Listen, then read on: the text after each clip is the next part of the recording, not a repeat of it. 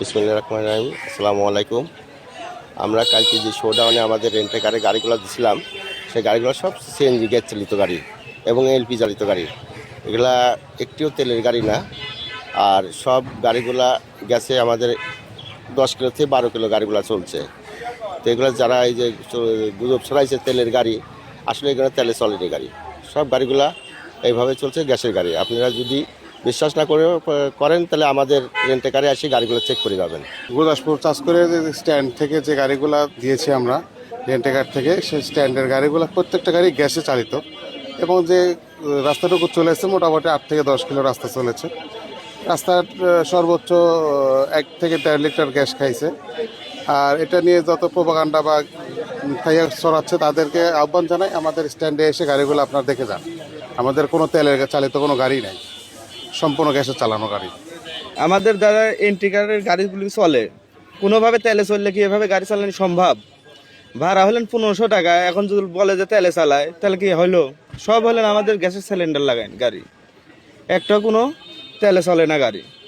এটি যারা গুজবটা ছড়াইছে তারা একদম ভুল গুজব ছড়াইছে। গতকালকে আমার একটি শোডাউনকে কেন্দ্র করে যে আলোচনা বা সমালোচনার জন্ম নিয়েছে, সে বিষয়ে আমি একটু ক্লিয়ার করি। গতকালকে আমার যে শোডাউনটি ছিল মাইক্রো বা প্রাইভেট কার অথবা হাইসের যে শোডাউনটি, সেখানে প্রতিটি গাড়ি এখানে সিএনজি গ্যাস চালিত গাড়ি ব্যবহার করা হয়েছে।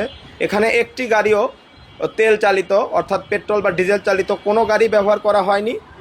আপনারা হয়তো বুঝবেন যে আমি যদি এতগুলো প্রাইভেট কার বা হাইস নিয়ে যদি শোডাউন করতে পারি, তাহলে অবশ্যই আমি যদি চেষ্টা করতাম হয়তো এখানে আরও শত শত মোটরসাইকেলও এই শোডাউন বা এই বহরে যোগ হতো।